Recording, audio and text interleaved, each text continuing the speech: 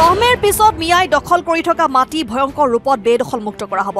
ভয়ংকৰভাৱে অসমৰ মাটি মিয়াৰ হাতৰ পৰা বেদখলমুক্ত কৰিম আমাৰ চৰকাৰ অহাৰ লগে লগে। কংগ্ৰেছ দলটোৱে খিলঞ্জীয়া মানুহক 55 বছৰে শোষণ আৰু বঞ্চনা কৰিলে।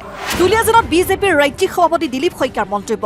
দুলীয়াজানত বিজেপি প্ৰাৰ্থী ৰামেশ্বৰ তেলীৰ হৈ নিৰ্বাচনী প্ৰচাৰ চলাই ভাৰতীয় জনতা পাৰ্টীৰ ৰাজ্যিক সভাপতি দিলীপ শইকীয়াই। মঙলবাৰে দুলীয়াজানৰ কছাৰী পথাৰ আলোক সংঘৰ প্ৰেক্ষাগৃহত হোৱা নিৰ্বাচনী প্ৰচাৰ সভাত বিজেপিৰ ৰাজ্যিক সভাপতি দিলীপ শইকীয়াই ভাষণ প্ৰসংগত কয় যে ভাৰতীয় জনতা পাৰ্টীৰ নেতৃত্বত তৃতীয়বাৰৰ বাবে বিজেপিয়ে চৰকাৰ গঠন কৰিব। ৰামেশ্বৰ তেলী উজনি অসমত বিজেপিৰ প্ৰথমজন বিধায়ক হিচাপে নিৰ্বাচিত হৈছিল। ৰামেশ্বৰ তেলীক ডিব্ৰুগড়ৰ 6টা বিধানসভা সমষ্টিৰ ভিতৰত সৰ্বাধিক ভোটৰ ব্যৱধানত জয়লাভ কৰিব বুলি ঘোষণা কৰে। কংগ্ৰেছ দলটোৱে খিলঞ্জীয়া মানুহক 55 বছৰে শোষণ আৰু বঞ্চনা কৰিলে। অহা 10 মেৰ পিছত মিয়াই দখল কৰি থকা মাটি ভয়ংকৰ ৰূপত বেদখলমুক্ত কৰা হ'ব বুলি হুংকাৰ প্ৰদান কৰে দিলীপ শইকীয়াই। দুলীয়াজানত আজি ভাৰতীয় জনতা পাৰ্টীৰ NDAৰ মনোনীত প্ৰাৰ্থী আমাৰ জ্যেষ্ঠ নেতা ৰামেশ্বৰ তেলীদেৱৰ হৈ আমাৰ এখন বিশাল নিৰ্বাচনী সভাৰ লগতে কাৰ্যকৰ্তাৰ সভা আমি অনুষ্ঠিত কৰিলোঁ।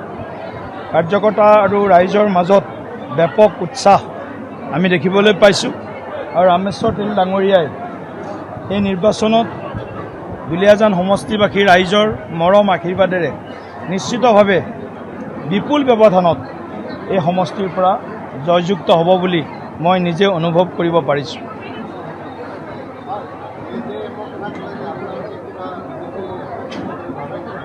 নাই, মই কথাটো কৈছোঁ কি JJMৰ পাৰ্টি এতিয়া কোনোবাই কেম্পেইন কৰিব, কংগ্ৰেছৰে কেম্পেইন কৰক, আমাৰ কোনো আপত্তি নাই। হেমন্ত সোৰেণ তেওঁ কংগ্ৰেছ দলৰ লগত একেলগে মিত্ৰতা আছে ঝাৰখণ্ডত, তেওঁ কংগ্ৰেছ দলৰ হৈ কেম্পেইন কৰিব আহক। কিন্তু JMM অসমত প্ৰতিষ্ঠা কৰাটো এই কথাটোহে আমাৰ মানে তাত আপত্তি আছে। আপত্তি মানে তাত আমি কৈছোঁ কি ইয়াত যিহেতু আমাৰ আঞ্চলিক দলৰ পৰা ৰাষ্ট্ৰীয় দললৈ সকলো আছে, গতিকে তাত আকৌ এটা বহিৰাজ্যৰ দল এটা আহি কথাটো কৈছোঁ তেওঁলোকৰ ইয়াত কি কাম। তেওঁলোকে ঝাৰখণ্ডৰ মই অৱস্থা দেখিছোঁ। ঝাৰখণ্ডত এনেকুৱা মানুহে বিলো ষ্টেণ্ডাৰ্ড বুলি যাক কোৱা হয়, BPL বিলো পভাৰ্টি লাইন মানুহৰ জীৱন ধাৰণ পদ্ধতি, গতিকে তাৰ কাৰণে কাম কৰক।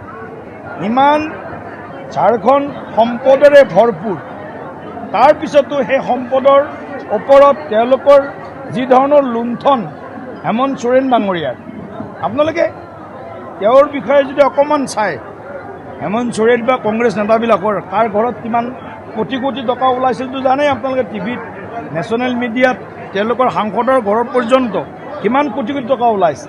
এই গোটেই কথাবিলাকে মই কাৰণে আমি অসমীয়া হিচাপে, মই ৰাজনৈতিক দলৰ সভাপতি হিচাপে কোৱা নাই।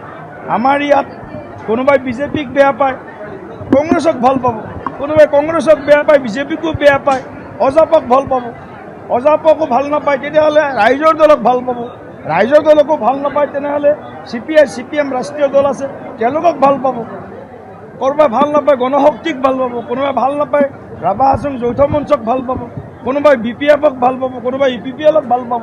এটা বেলেগ পাৰ্টি, এটা বেলেগ এখন ৰাজ্যৰ এটা আঞ্চলিক দল, ইয়াত প্ৰাসংগিকতা ক'ত? আৰু প্ৰাসংগিক থাকিলেহেঁতেন যদি তেওঁলোকে তেওঁলোকৰ ৰাজ্যৰ জনতাক, দুখীয়া ৰাইজক যদি জীৱন ধাৰণৰ মানদণ্ডৰে উন্নীত কৰিলেহেঁতেন। তাতে শোচনীয় অৱস্থা, আৰু তাৰ পইচা আনি ইয়াত খৰচ কৰি আছে। মই চাওক এতিয়া আৰু আমাৰ চাহ জনগোষ্ঠী কওক, অন্যান্য জনগোষ্ঠীয়ে কওক, তেওঁলোক পৰিপক্ক হ'ল, তেওঁলোক সজাগ হ'ল, তেওঁলোকৰ ভোট নষ্ট নকৰে। সেইটো শুদ্ধ সত্য কথা। ক'ৰবাত দুই এটা ইফাল সিফাল ক'ৰবাত হ'ব পাৰে, কিন্তু তেওঁলোকে জনগোষ্ঠী হিচাপে কোনেও তেনেকুৱা সিদ্ধান্ত নলয়। তেওঁলোকে আৰু আজিকালি ব্যক্তি ইমান শিক্ষিত, সজাগ, সচেতন হ'ল যে নিজে নিজৰ সিদ্ধান্ত ল'ব পাৰে। গতিকে মই ভাবোঁ যে ইয়াত তেওঁলোকে এইবিলাক অবাবত তেওঁলোকে এইবিলাক কষ্ট কৰিছে বা ধন ব্যয় চব ব্যয় কৰি আছে। মই ভাবোঁ যে ইয়াত আমি ভাৰতীয় জনতা পাৰ্টীৰ চৰকাৰে বিগত 10 বছৰত বিশেষকৈ চাহ জনগোষ্ঠী আমাৰ আদিবাসী লোকসকলৰ বাবে যিখিনি কাম কৰিছে, সেই কৰা কামৰ দাম নিশ্চয় আমাৰ ভাইসকলে দিব।